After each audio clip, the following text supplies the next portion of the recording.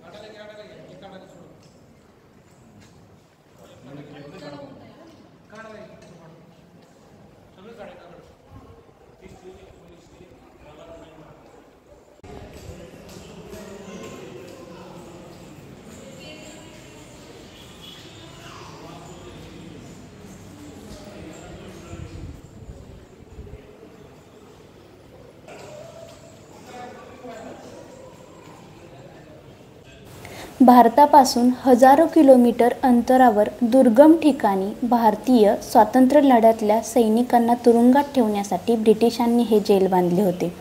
1897 मध्ये हे जेल बांधायला सुरुवात केली होती आणि 1906 मध्ये हे पूर्ण झाले।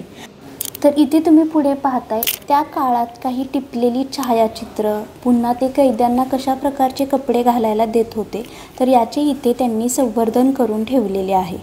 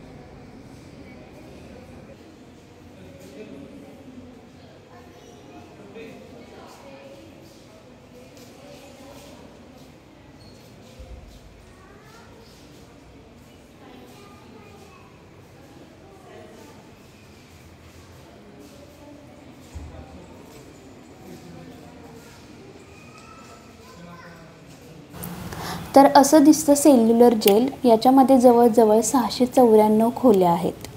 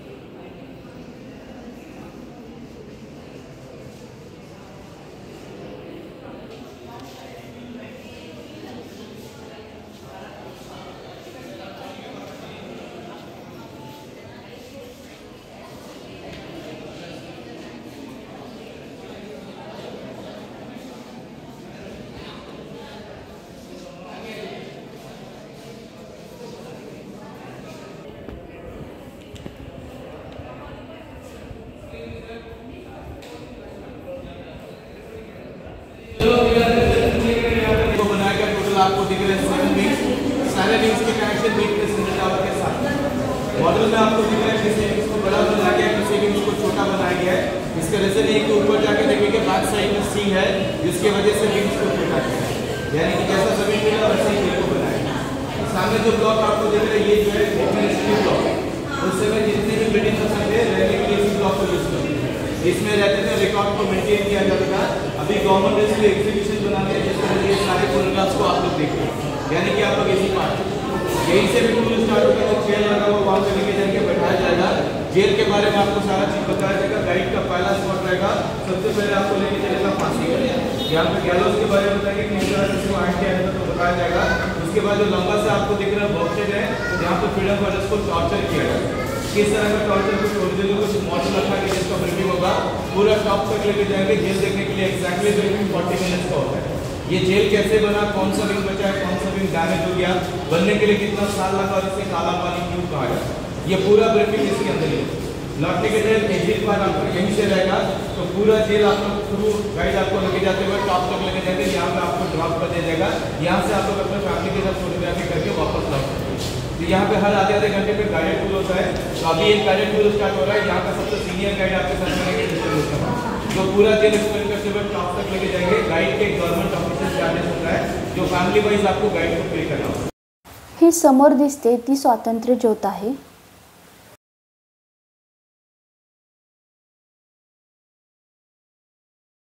हे समोर दिसणारं पिंपळाचं झाड या जेलमध्ये जे काही घडलं, जे काही अत्याचार झालं त्यांना पाहणारा एकमेव असा साक्षीदार आहे।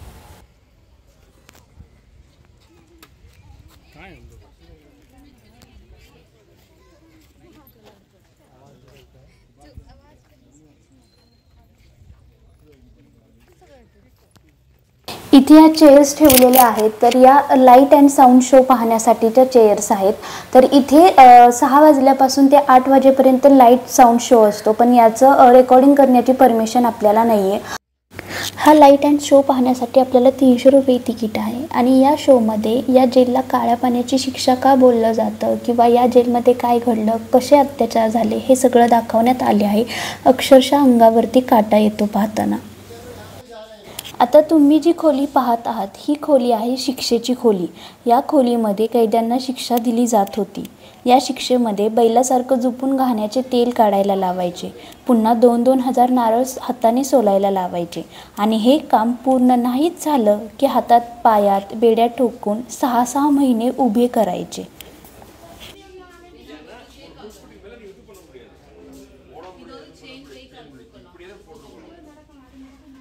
तुरुंगामध्ये कैद असलेल्या कैद्यांपैकी जर कोणी ब्रिटिशांच्या विरोधात जर आवाज उठवला तर त्या कैद्याला डायरेक्ट फाशी दिली जायची आणि फाशी देण्याच्या आधीची विधी इथे पार पडल्या जायच्या।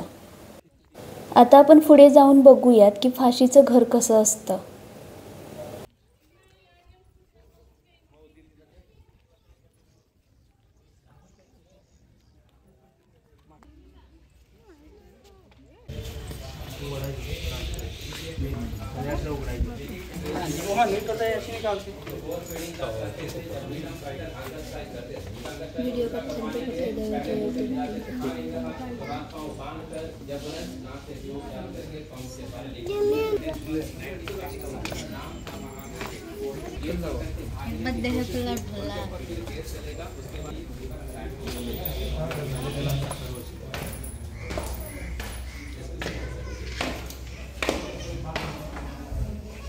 तर आता आपण पाहूया या जेलमधील खोल्या कशा आहेत ते। या खोल्यांची रचनाच अशी बनवली आहे की यामधून पळून जाण्याचा कितीही प्रयत्न केला तरी तो असफलच ठरत होता।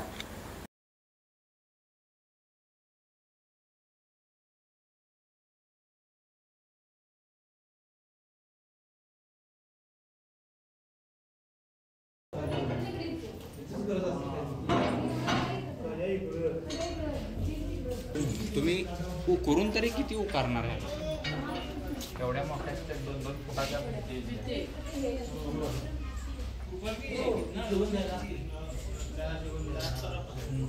आता ही कडी पहा, कदाचित इथे कुलूप लावायची पण गरज भासत नसेल।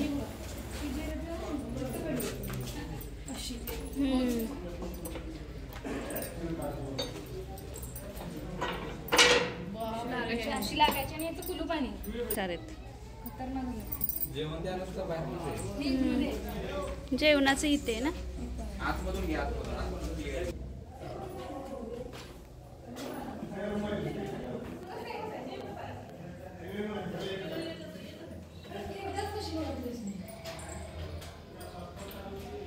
चलो एक है तुम्हें कैसी जगह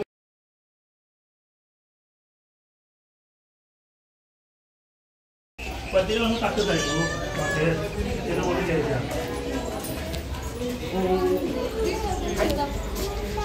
मोठं विनायक दामोदर सावरकर छत्रपती शिवाजी गणपती बाप्पा मौर्य मंगलमूर्ती.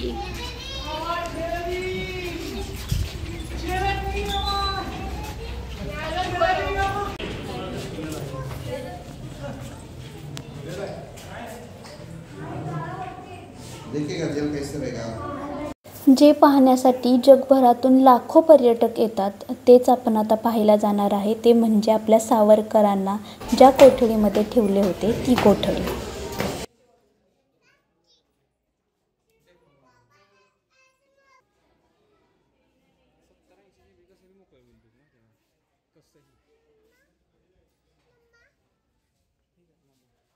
तर ही आहे वीर सावरकरांची कोठडी. खरं तर सावरकरांना 50 वर्षाची शिक्षा झाली होती, पण त्यांनी इथे 10 वर्षांची शिक्षा भोगली.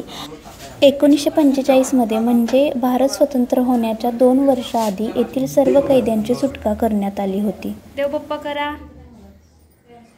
शेवटची शिरून दिलं खाऊन लवकर हे पाणी प्यायला हे बोलते पहिले आणि हे जेवायला ती थाली झोपायला होते आणि हे काम द्यायला खाली काय नाही वरच. 1911 ते 1921.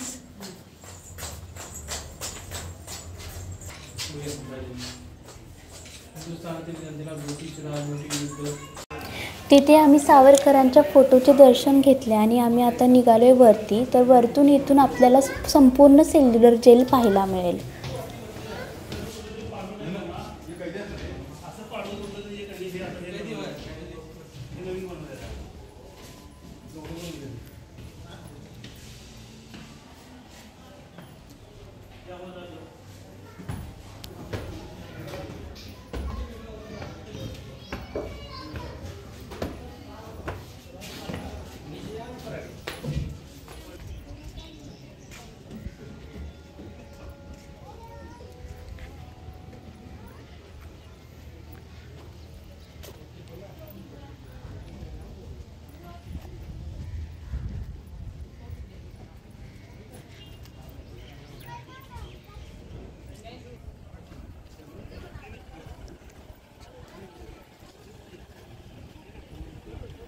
समोर दिसतो इथे कसणार इथे